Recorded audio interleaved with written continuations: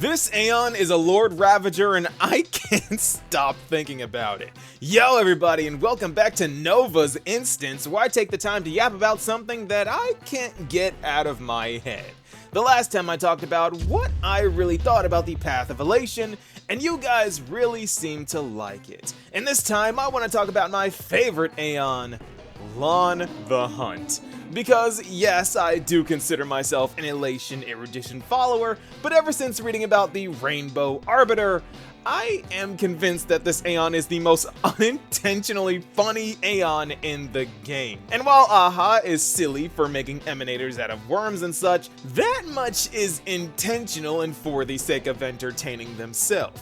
Lon is just like this for the love of the game, and I don't think the Honkai Star Rail community is entirely aware of how utterly hilarious this AEON is. So, no intro, let's just get into this. Because this all begins with the Xianzhou Alliance, or as I like to call them, the Zero Accountability Alliance. And this will be a recurring theme, so I want you to remember this. The entire Path of the Hunt was created out of the Xianzhou's utter inability to take accountability for their own actions. But anyway, this all begins with these guys getting wind of Yaoshi granting people immortality, and being the rational and not at all short-sighted faction that they are, they basically became elixir seekers looking for the Aeon of Abundance. And the fun part about Yaoshi is that if you look for them, they will find you and bless you, because Yaoshi does everything in excess and blesses literally anyone that prays to them, just like I do when I pull on someone's account. Hello, Hanya.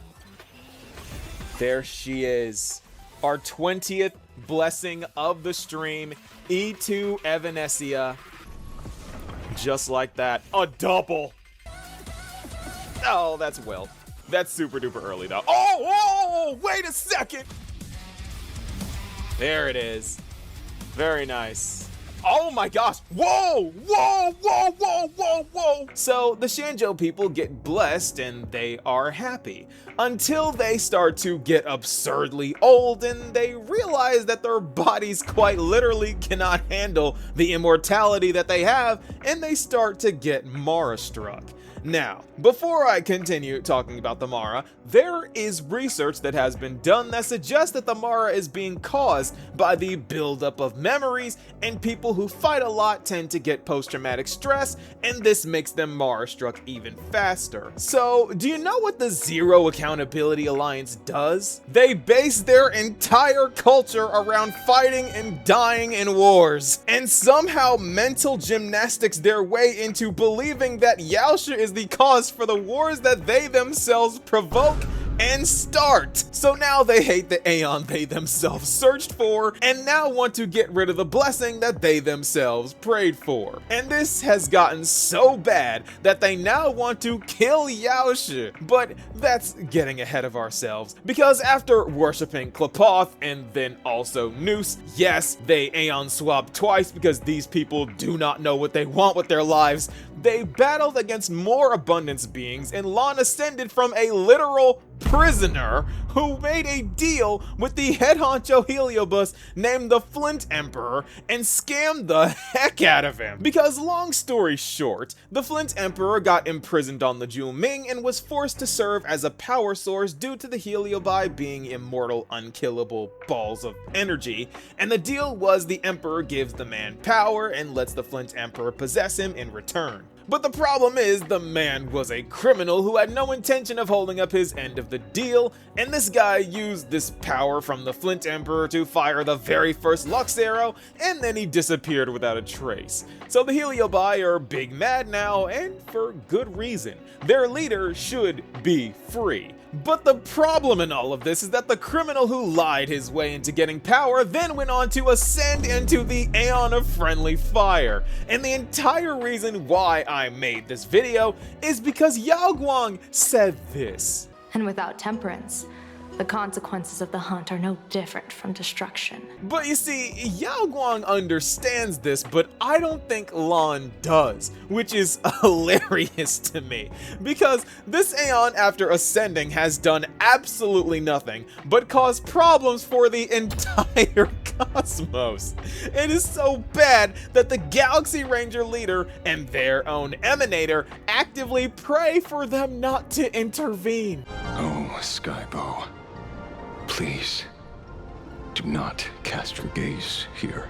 Each Lux arrow meant that countless lives in a helpless world were about to be obliterated. I prayed to the god of the Skybow that I would never have to witness one of these shooting stars fall again. But they ignored my prayers. And the reason why this is just the best thing in the game to me. Because let me break down what a Lux arrow is, because this is just straight up absurd. This is described as a star that Lon fires at a planet using gravity, meaning that quite literally everything in the surrounding area gets utterly annihilated every single time Lon fires a Lux arrow. And that's not even it, because it's not like this AEON fires from point blank range. No, Lon's too good for that. Lon fires from wherever they happen to be, and that star nuke blows through planet after moon after celestial body until it hits the target. So everything in the path from Lon to that abundance target ceases to be. And without temperance, the consequences of the hunt are no different from destruction. This AEON has no restraint. Lon does not know what temperance is, which is a core value of the hunt.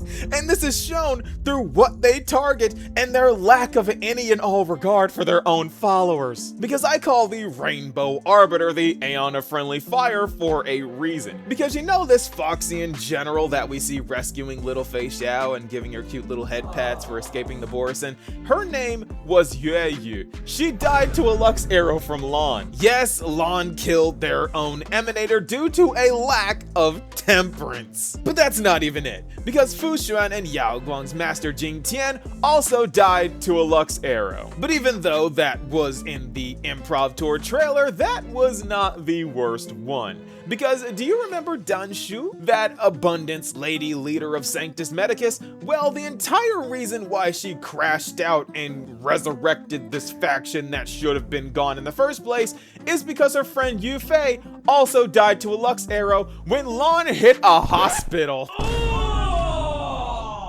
This AEON does more damage than they do good. And Fei Xiao, Lon's own Emanator, knows this and has made it her mission to be Lon's arrow so that they don't have to ever fire again. But oh, my poor, naive fox lady, you are assuming that firing gravity star nukes at planets is the only way that Lon does damage. And without temperance, the consequences of the hunt are no different from destruction. Because you know how most AEONs don't really do that much themselves, they kind of stay in their own pocket dimensions and chill there, letting their followers do most of the work? Well, Lon is the opposite. The AEON of friendly fire flies around the cosmos, continuing to fire arrows. But let me remind you, Lon doesn't know what temperance is, so they are moving at top speed unceasingly. And what this means is that when a planet shortly before being shot detected Lon, they were moving at speeds too fast to be measured and causing spatial disturbances. This stupid AEON warps space-time by moving, which according to this article I found, means Lon can cause time dilation, black holes forming, and wormholes all by simply moving. Yeah, that sounds like Nanook's favorite Lord Ravager to me, but if you think about it, every Lord Ravager targets an AEON, and Lon's entire purpose and reason for ascending is to kill Yaoshi.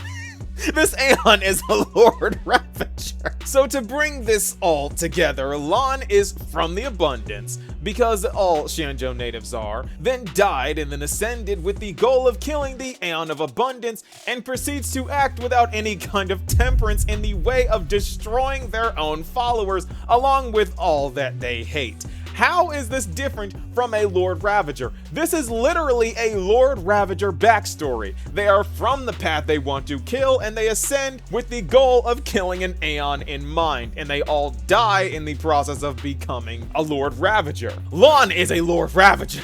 Lon fires stars at planets while moving so fast they cause spatial disturbances that can easily lead to black holes forming. Everything they do is for the destruction and for the purpose of destruction. This Aeon is a Lord Ravager. They can't be because they ascended before Nanook, but in every possible way, they are destruction. Nanook does not need a Lord Ravager to target Yaoshi. Lon is doing that good enough by themselves. And I think this is just the funniest thing, because if the Shanjo just took a moment to understand that their own actions caused their own problems, they wouldn't have an Aeon that only causes them problems because it ascended from a prisoner that is fighting an enemy that they made an enemy, fighting wars that they themselves provoked and started. Lon is my favorite Aeon, purely just because of how ironic they are. Oh, and I'm serious about the Lord Ravager thing, but I'm not serious. I'm serious, but I'm not serious. Because Lon just happens to look like a Void Ranger Trampler, and you can't unsee that either. These Void Rangers just happen to use bows, by the way. They are literally centaur archers. The resemblance couldn't be more obvious. Lon is so close to destruction that Nanook literally modeled their army after the image of Lon. And that is where I will rest my case. Lon isn't a Lord Ravager, let me make that clear, but they are more of one than most Lord Ravagers. And to add on even more irony, Phantilia is trying to kill Lon, but Lon is doing more destruction than she is, so I don't know, maybe she's jealous. An immortal being with Heliobus powers versus an immortal being with Heliobus powers that ascended because of those Heliobus powers into the Aeon of the Hunt, that they also conned their way into getting. I guess the Rainbow isn't too different from Phantilia, are they? Which just adds to the irony. The only difference between the Hunt and destruction is accuracy, discipline, and focus. But Lon has none of that, and just so happens to be the Aeon of the Hunt. So, while not in name, Lon is a Lord Ravager. What do you guys think? Be sure to let me know, and I'll see you all in the next video. Peace, y'all.